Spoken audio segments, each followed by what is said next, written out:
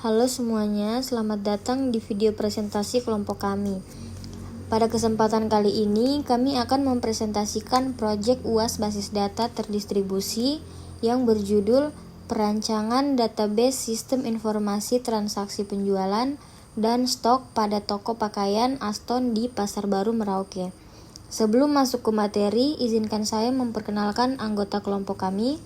Di sini ada saya sendiri, Dahniar Wardani, lalu rekan saya, Ahmad Ardiansyah, dan Agung Pritma Tamim. Langsung saja kita masuk ke pembahasannya.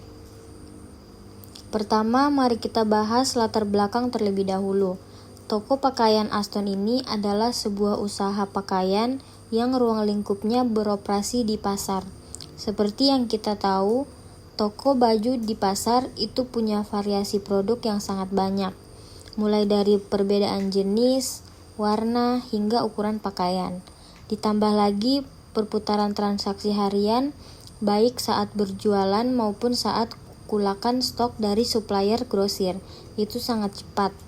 Oleh karena itu, tujuan dari perancangan database ini adalah untuk mengintegrasikan data produk, supplier, kasir penjualan, hingga histori kulakan. Dengan sistem yang terstruktur, pemilik toko Aston bisa memantau stok secara real time, menghindari kesalahan hitung uang masuk, dan lebih mudah mengambil keputusan kapan harus membeli stok baju baru. Oke, baik, kita akan masuk kepada materi di bagian ERD dan relasi antar entitas. Untuk memetakan bagaimana data-data tersebut saling berhubungan, kami merancang ERD seperti yang tampil di layar. Coba teman-teman perhatikan. Secara singkat, hubungan atau kardinalitas antar entitasnya adalah sebagai berikut. Di sini ada 4 bagian. Yang pertama adalah supplier ke stok atau kulakan. Artinya, satu toko grosir atau supplier bisa memasok pakaian untuk banyak nota kulakan di toko kami.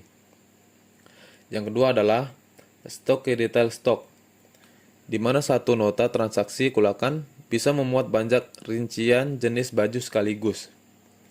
Yang ketiga adalah produk ke detail penjualan atau stok. Satu model pakaian bisa terjual di banyak nota transaksi yang berbeda.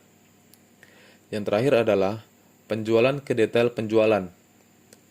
Satu nota penjualan kasir di pasar bisa melayani pembeli yang memborong banyak item sekaligus. Oke, sekarang kita masuk kepada struktur data master dan transaksi. Untuk mengimplementasikan ERD tersebut, database kami dibagi menjadi 2 kelompok data utama.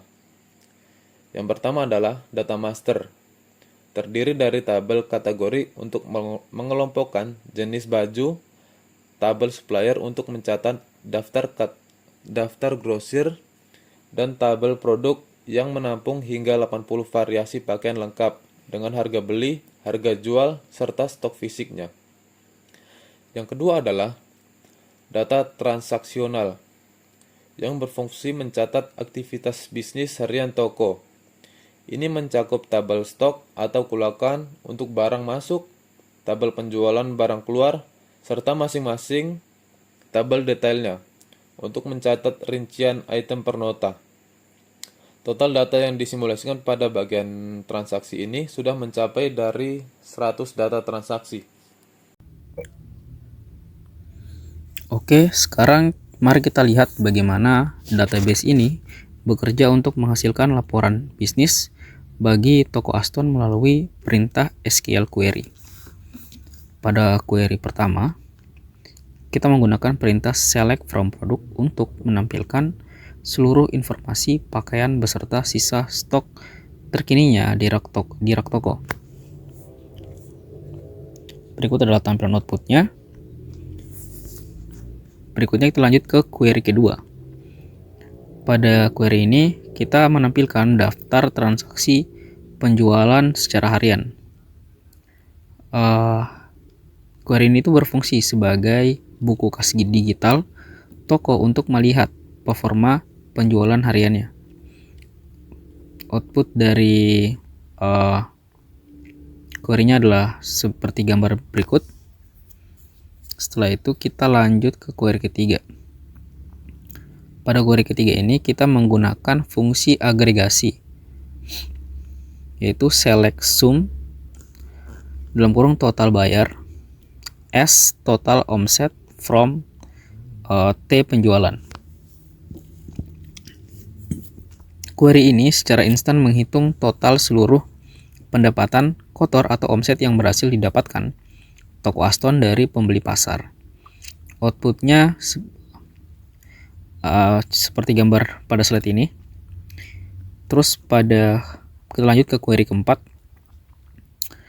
Menurut kami ini adalah yang paling menarik, yaitu dimana kita menampilkan 3 produk pakaian yang paling laris manis di pasar.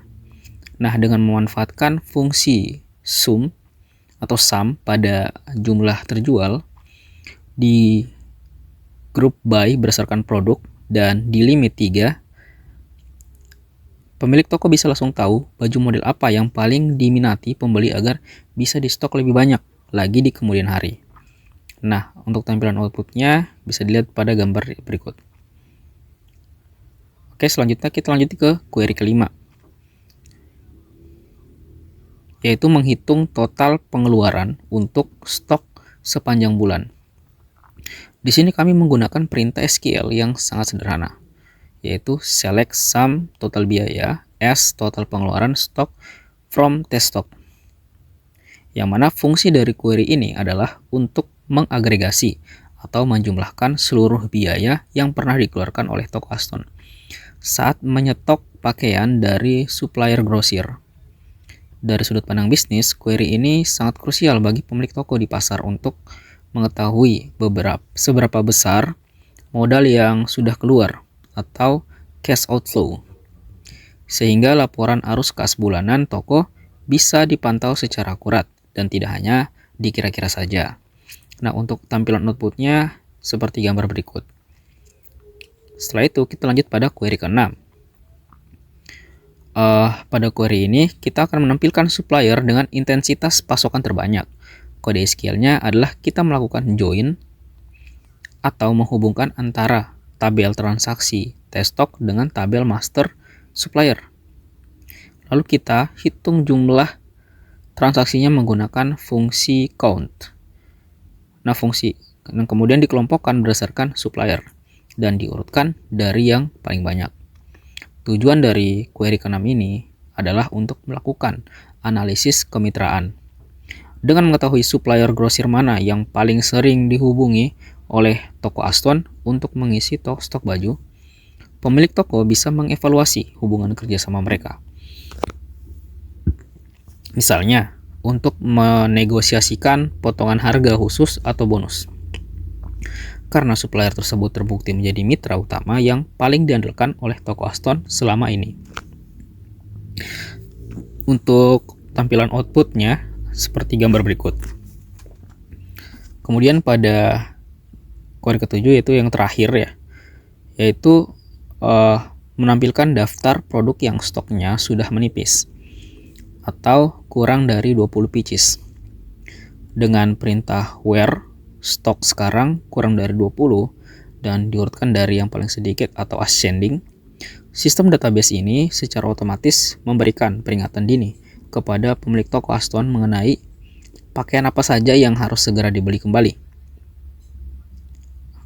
ke supplier agar toko tidak sampai kehabisan barang di pasar.